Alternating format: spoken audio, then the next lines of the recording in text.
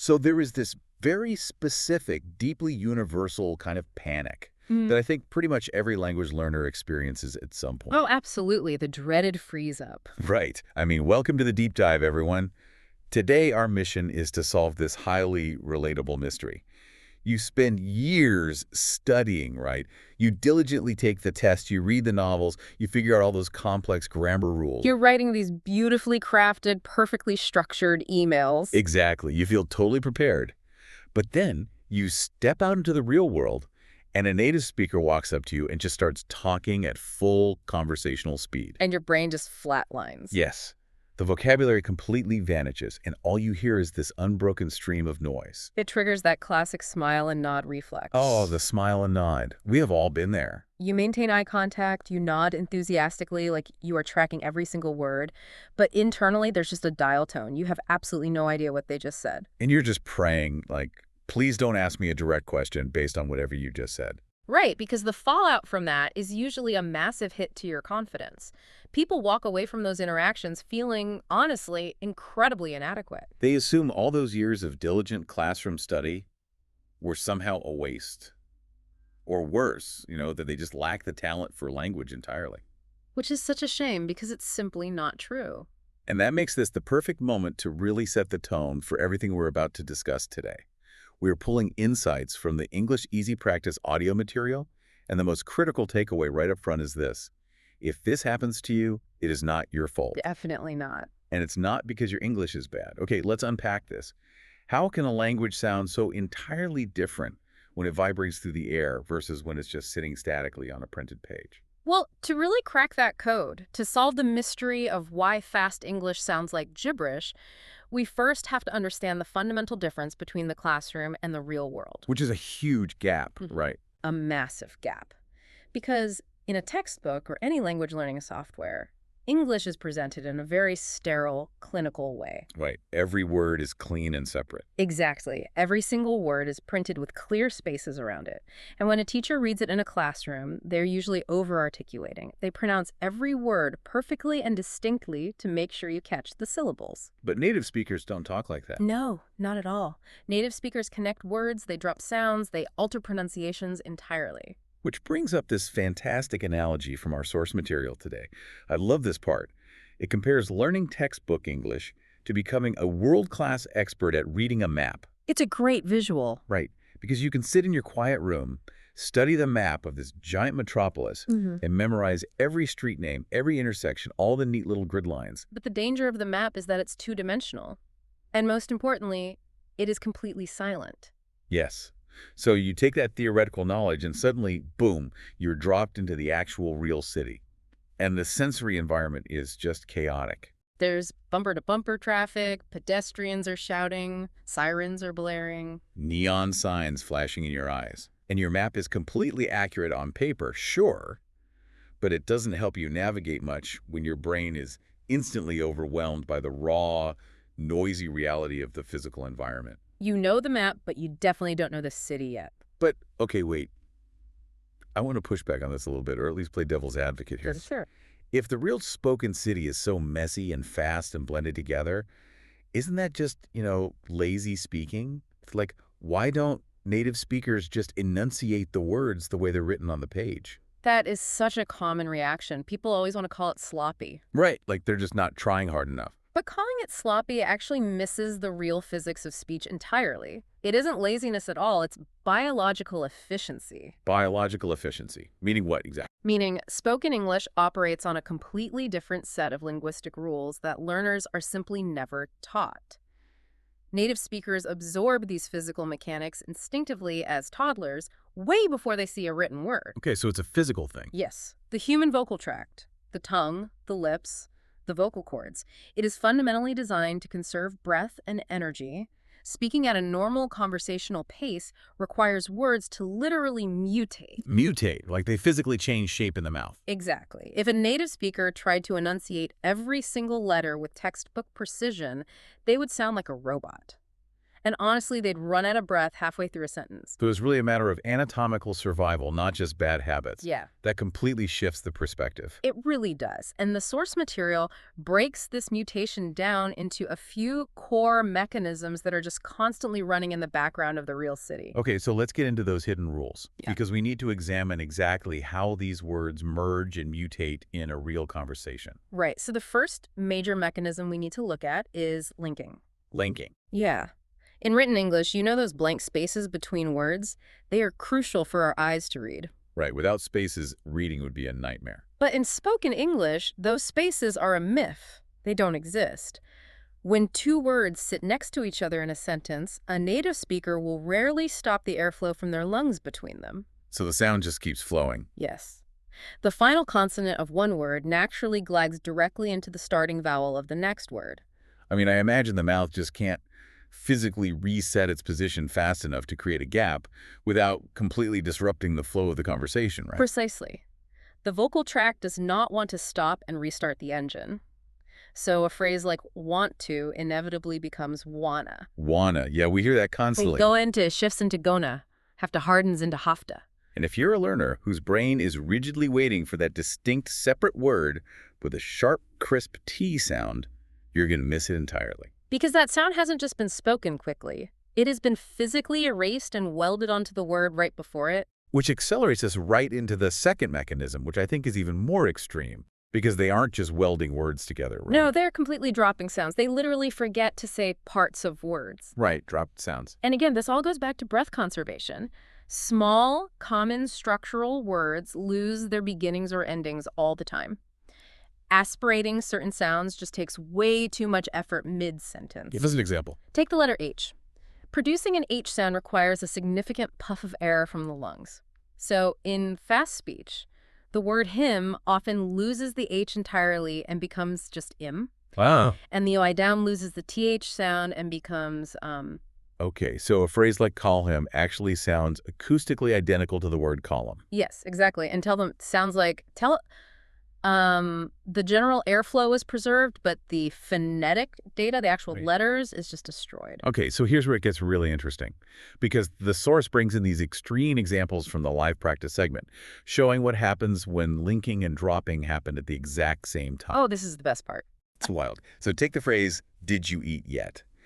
On the printed map, those are 4 incredibly distinct basic words. Very basic. But when the human mouth tries to say them fast, the tongue position for the D ended in an OY and U basically collide. And that physical collision creates a brand new J sound. Right. So the entire forward sentence transforms into one smooth, kind of alien sound. J eat yet. Yeah, it really is a phonetic car crash. A phonetic car crash. I love that. And there's another one. A phrase like, I don't know what you mean, undergoes this similar crazy transformation. Right, on paper, pristine grammar. Perfect grammar.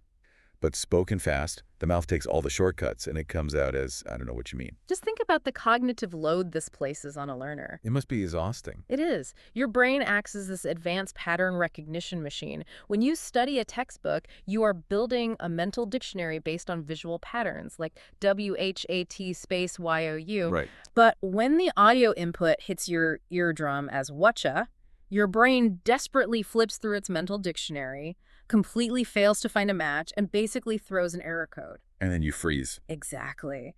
But you haven't failed a listening test. You are simply searching your database for a word the speaker never physically produced. I feel like that reframing is going to be a huge relief for anyone listening who constantly blames their own intelligence. I hope so, because it's not you, it's the physics of the language. Okay, so we've established that words physically stick together and letters just evaporate to save breath. But there's another layer to this mutation, isn't there? And it has to do with the overarching melody of a sentence. Ah, yes. Stress and rhythm. Right. It seems like the entire rhythm of spoken English is basically engineered to trick a textbook learner's ear. It really is. And this gets into one of the most defining characteristics of the language.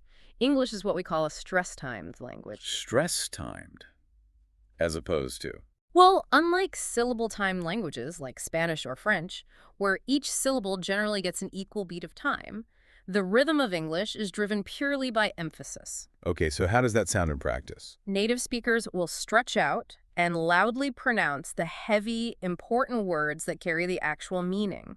So the nouns, the main verbs, the adjectives. The words that actually tell you what's going on. Exactly.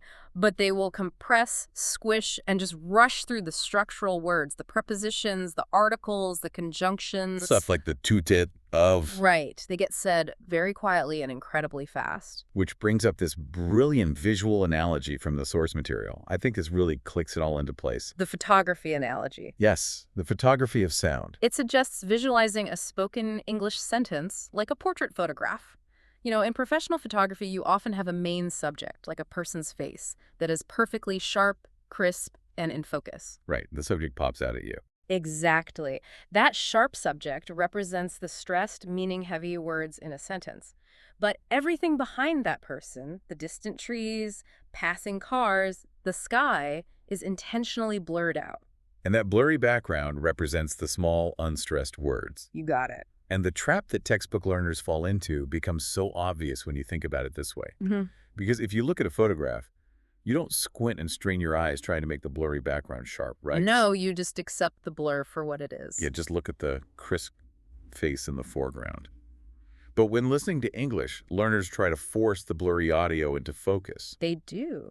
They dedicate the exact same amount of cognitive processing power to decoding the tiny, blurry word as they do to decoding the critical, sharp word store. And if you distribute your brain power evenly across every single syllable like that, you're going to exhaust your working memory in seconds. You spend all your energy analyzing the blurry background, and by the time you realize what you're doing, the speaker is 3 sentences ahead, and you've completely missed the sharp subject of the conversation. Because unstressed words are really just linguistic glue. They literally reduce down to this neutral, relaxed sound in the mouth called a schwa. A schwa, just kind of an sound. Yeah, exactly. They aren't meant to be heard clearly.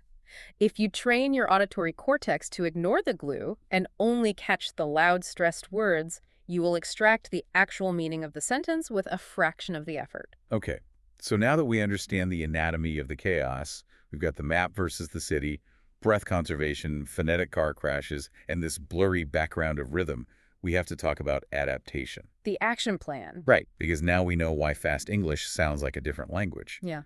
How do we actively rewire our brains to actually understand it? Well, the source provides 4 specific tools. And tool 1 is about ditching a very specific habit. Yeah. It's about severing our reliance on written text. Which means, and people hate hearing this, turning off the subtitle. Oh, no, it feels terrifying. It is universally terrifying for learners who have relied on them for years. But the source calls subtitles a crutch, which, neurologically speaking, makes total sense. It does. The human brain is notoriously lazy. It will always take the path of least resistance. And visual processing is just so dominant for us. Right. Your eyes will always read text faster than your ears can decode messy linked audio. So if the text is on the screen, your brain essentially bypasses the auditory cortex entirely. Wow. So you might feel like you're being highly productive because English sounds are hitting your eardrums while you watch a movie, but in reality, you are just practicing your reading speed. that is such a wake-up call. If you always walk with a crutch, the muscles in your legs, or in this case your ears, will just atrophy. They never get stronger.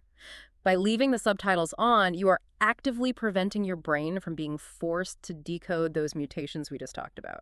Okay, but the prescription here isn't to torture yourself by watching a 2-hour film in complete confusion. No. That would just be demoralizing. The source recommends a highly targeted dose, just 1 minute a day. Just 60 seconds. You take a YouTube video or a clip you're already familiar with, turn off the visual text for just 1 minute, and force your ears to carry the weight. And even if you only catch 2 or 3 blurry words, that is a neurological victory. Exactly. It's about small, consistent bursts of neuroplasticity. You really have to endure the discomfort of not knowing to force the brain to adapt. Okay, so that's tool 1, ditch the crutch. But just removing the visual text only solves half the problem, because listening is still somewhat passive. Right. If we consider the physical mechanics we talked about, the tongue positions, the breath conservation, it makes sense that our ears alone can't bridge the gap. We actually have to involve the mouth. We have to build physical muscle memory. And that is tool 2, the shadow technique. The shadow technique. Walk us through this one. Shadowing is an exercise in immediate aggressive mimicry. You listen to a short phrase spoken by a native speaker, and you repeat it out loud instantly. Okay, so just repeating. But the critical rule here is that you do not repeat the clean textbook version of the words. You must copy their exact speed, their melody, and every single dropped and linked sound. Okay, so if the audio says, I don't know what you mean, I have to suppress the urge to neatly articulate, I do not know what you mean. Yes, you have to force your jaw and your tongue to produce that sloppy, merged, I don't know what you mean. You have to mimic the chaos perfectly. Exactly, because the underlying neuroscience here is profound. Speech isn't just an auditory experience. It's a highly complex motor function. Right, it's physical. So when you force your vocal cords and your tongue to physically execute these connected sounds, you are building new neural pathways in your motor cortex. Your brain starts to map the physical sensation of speaking fast directly to the audio signal. The source material compares this to dancing, which I think is a brilliant way to look at it. It's a perfect analogy. Right, because it's like learning choreography. You can sit on the sidelines and watch a professional dancer execute a routine 100 times. You can even memorize the steps in your head, just like reading a map. But you cannot actually perform the dance until you step onto the floor. Exactly. You have to force your own limbs to move through the physical space. And that physical awareness of your own mouth moving through the shapes of the words creates a feedback loop with your ears. So the mouth trains the ears. Yes.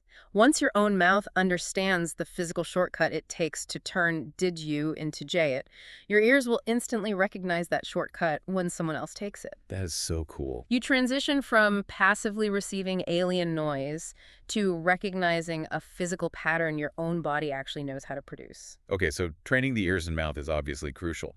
But this physical approach naturally changes how we process vocabulary in the first place, doesn't it? It absolutely does. Because if we're shadowing entire phrases to build muscle memory, we can't really rely on memorizing words one by one anymore. No, you can't. And that brings us to tool 3, chunking. Learning English in chunks. Chunking. So we're changing how we memorize. Right.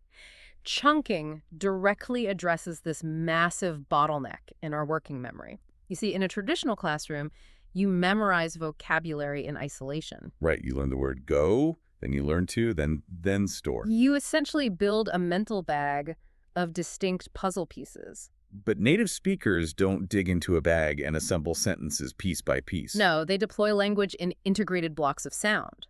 If your brain is trying to translate a fast conversation word by word, you will hit a processing wall very quickly. Because if a speaker says a lot of, and your brain has to stop and retrieve the definition for a, then lot, then of, The speaker has already finished their thought and moved on. your processing speed just simply cannot keep up with the audio feed. Exactly. So to bypass that bottleneck, you have to memorize vocabulary in chunks. You don't learn 4 separate words, you learn one single phonetic block going on the store. Just one long sound. Yes. You learn kinda, a lotta, or I was wondering if, as singular, indivisible units of meaning. Okay, so by storing them as chunks, your brain processes the entire phrase instantly. Exactly. It frees up your cognitive bandwidth so you can actually focus on the overall message rather than frantically sorting through those individual puzzle pieces. Which perfectly sets us up for the final tool, tool 4. Because once you've removed the subtitles, you've shadowed the rhythms, and you've chunked your vocabulary. Yeah. You have to change your psychological stance. Right. You have to stop playing defense against the audio and start playing offense. Playing offense. I love that. And the source introduces this with the analogy of becoming a detective. Active listening. Active listening is amazing. This is the stage where you leverage high-level context to do the heavy lifting for your ears. Native speakers actually do this constantly without even realizing it. Really? Yeah. We don't actually hear every single word spoken to us. We predict what's coming based on the environment. Okay, the scenario the source outlines makes this so tangible. It says, imagine a friend says to you, I'm really hungry, I haven't eaten since. And at that exact moment, a loud bus drives by. Right. A loud bus drives by and entirely obscures the final word. Now, a textbook learner might panic here because they missed the phonetic data. They didn't hear the word. But a language detective looks at the clues. Exactly. The context is hungry and haven't eaten since. So you don't need perfect hearing to know that the missing word is almost certainly breakfast or lunch or this morning. This is called top-down processing. You are using your real-world knowledge, the speaker's body language, and the topic of conversation to preload the probable vocabulary before the speaker even opens their mouth. You stay one step ahead of the audio. Right. If you are predicting the vocabulary, you don't need the spoken word to be perfectly sharp. You just need a tiny phonetic clue to confirm your guess. Oh, man. It's exactly how we navigate the blurry background of that audio photograph we talked about. Yes, exactly. If we know the context of the picture, our brain easily fills in the out-of-focus trees and buildings without stressing over the details. You've got it.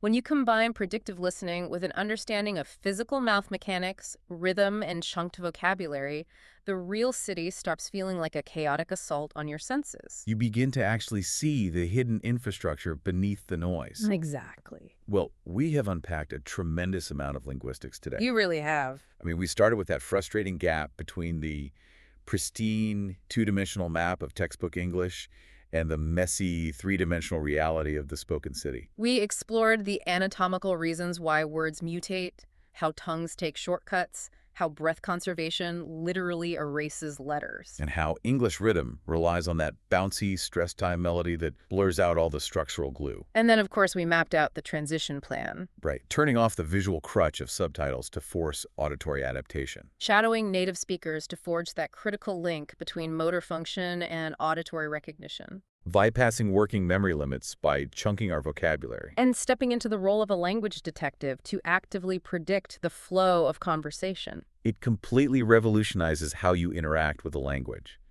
And, I want to deliver a direct message from the source material to you, the listener. It's a really powerful sentiment that summarizes this entire journey. It really is. The source notes. If you've ever felt stupid because you couldn't understand fast English, please let that feeling go right now. That internal validation is so critical. You are not lacking intelligence and you are not lacking talent. You're just using the wrong tools. You are simply trying to navigate a sprawling, noisy metropolis using a silent, two-dimensional map. The hidden rules of vocal efficiency were kept from you. But you possess those rules now. You do. And just by sitting through this deep dive, engaging with the physics of speech and the psychology of active listening, you have already started forging new neural pathways. You are already becoming a vastly more capable language detective. Absolutely. You have the tools to survive the city. But before we wrap up today, there is one final kind of provocative question I want to leave you with. Just something to mull over the next time you're studying. Okay, let's hear it. So we've established that written textbook English is this static, slow-moving map, right? And spoken English is the chaotic, rapidly mutating city. Right. But consider the modern digital era. With internet culture, global streaming, TikTok trends, and just the relentless generation of new slang, the spoken city is evolving at a speed completely unprecedented in human history. Oh, wow. Yeah, it's moving incredibly fast. Right. So here's the thought. Will the textbook map eventually become so hopelessly outdated by the sheer velocity of digital culture that we'll be forced to abandon it entirely? That is a fascinating question. Are we moving toward a future where the concept of a textbook language is completely obsolete and we'll have to learn languages exclusively by ear and muscle memory just to keep up with the chaos of the real world? It's entirely possible. Definitely something to chew on the next time you bravely turn off those subtitles.